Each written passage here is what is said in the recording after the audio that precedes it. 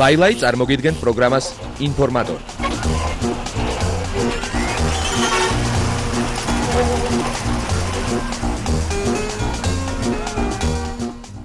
მოგესალმებით კიდევ ერთხელ და თუ თქვენ გაინტერესებთ მსოფლიო კულტურულ ცხოვრებაში მიმდინარე საინტერესო სიახლეები, სად და რას საქმიანობენ კინოსა და მუსიკის ვარსკვლავები, მაშინ გთავაზობთ პროგრამა ინფორმატორს კომპანია ყაზბეგთან და რა თქმა უნდა ლაილაისთან ერთად.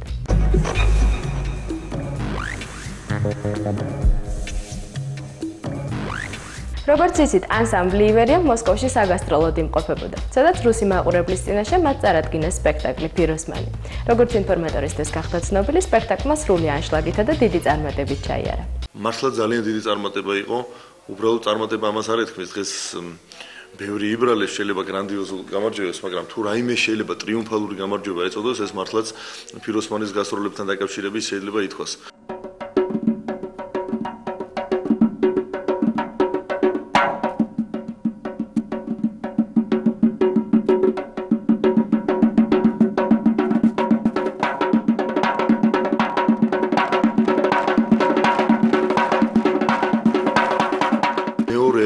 სპექტაკლის ბოლოს 10 წუთის მანძილზე ფეხზე მდგომი აცრემლებული პუბლიკა გვიკრავდა ტაჟს და სამჯერ დაიხურა და გაიღო რასიას ფარდა და ეს მათთვის ძალიან იშვიათი მოვლენაა, იმიტომ რომ ასეთი რამ მხოლოდ თეატრალურ დარბაზებში თუ ხდება და საკონცერტო დარბაზებში იშვიათად ახასიათებს. Да, шквальный ветер всюду правит, да, настигает рок слепой, но Бог тебя он не оставит, но Бог он все еще с тобой.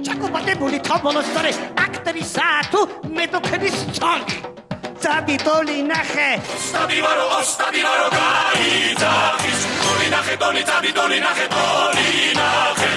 Гади арда мана ხოშენი სახე. ეს იყო თავიდან ბოლომდე წმინდა კომერციული ხასიათის კონცერტი და ბილეთის ფასი თვით მოსკოვური საზომითაც კი ძალიან მაღალი იყო. ბოლო დღეს, აი წარმოუდგენელი იყო ჩემთვის პირადად $150 ავიდა ხელზე, აი ბილეთის ფასი.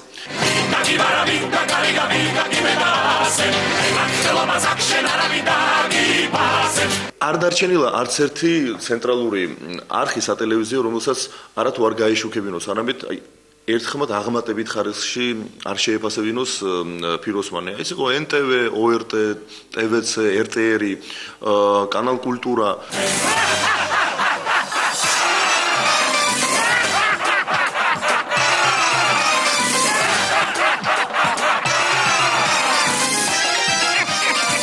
არის ძალიან ინტენსიური მოლაპარაკებები და ძალიან ეს უკვე რეალურ გეგმებზეა საუბარი პეტერბურგთან, კიევთან, არის ისრაელთან მოლაპარაკებები და რაც თავარია ძალიან ინტენსიურად მიმდინარეობს მოლაპარაკებები ბროდვეის სამ წამყვან თეატრთან.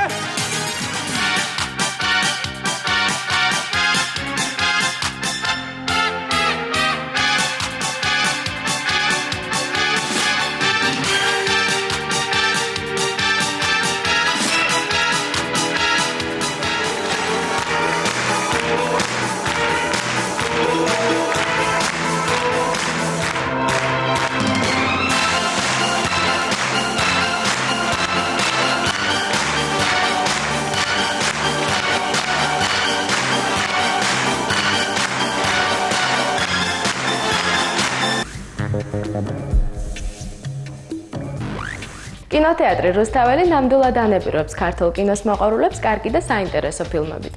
გამონაკლისი არც ახლა იქნება. 22 იანვარს მაყურებელი ნახავს რობერტ როდრიგესის ფილმს „ერთხელ მექსიკაში“, რომელშიც მონაწილეობენ ისეთი ცნობილი ვარსკვლავები, როგორებიც არიან ანტონიო ბანდერასი, მიკი რურკი, სელმა ჰაიეკი, ენრიკე იგლესიასი და ჯონი დეპი. მიუხედავად იმისა, რომ რობერტ როდრიგესი სულ რაღაც 36 წლისაა, საკმაოდ პოპულარულია ჰოლივუდში. მან სახელი გაითქვა ისეთი ფილმებით, როგორიცაა 4 ოთახი, დაისი და ნაისამდე, ჯაშუში ბავშვები, მუსიკოსი და სხვა. სხვათა შორის ფილმი „მუსიკოსი“ გახლავთ ტრილოგიის პირველი ნაწილი, რომელსაც ასრულებს ფილმი ერთხელ მექსიკაში. აქვე მინდა ისიც გითხრათ, რომ თავიდან მიდიოდა საუბარი იმის შესახებ, რომ ერთ-ერთ ეპიზოდში უნდა ეთამაშა კვენტინ ტარანტინოსაც. თუმცა იმის გამო, რომ ის პარალელურად სხვა სურათშიც იყო დაკავებული, საბოლოოდ უარი განაცხადა ეპიზოდურ როლზე. და ბოლოს, დესპერადო 2-ში სულ გამოყენებულია 20-მდე სიმღერა, რომლებიც ესპანური მელოდიების მიხედვით დაიწერა. ერთ-ერთი სიმღერა, რომელსაც სელმა ჰაიეკი ასრულებს, სახელწოდებით „იგრძენი ჩემი სიყვარული“, თვით ჯონი დებმა დაწერა.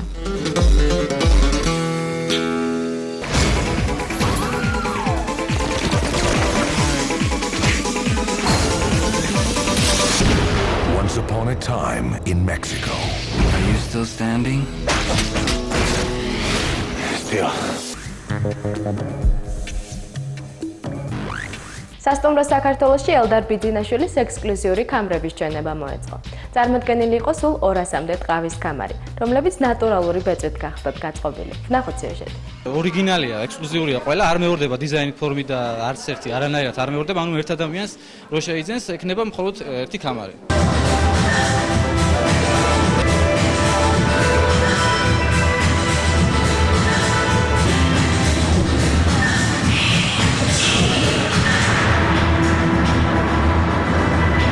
რაც უფრო განსხვავებული იქნება, რაც უფრო ბევრი სილამაზე იქნება, მით უფრო კარგი იქნება ალბათ ცხოვრებას და მით უფრო ლამაზი გახდება ყველაფერი. ამიტომ არ უნდა გვეშინოდეს არაფერი რადიკალურად შეცვლის, ყველაფერი უნდა ახალი იყოს და კარგი.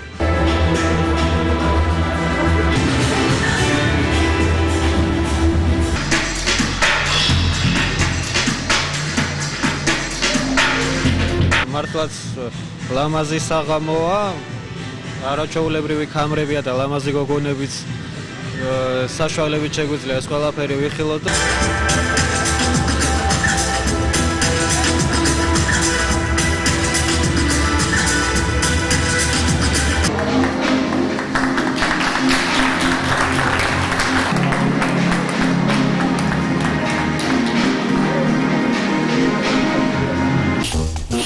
ლაილაი წარმოგიდგენთ პროგრამას ინფორმატორი.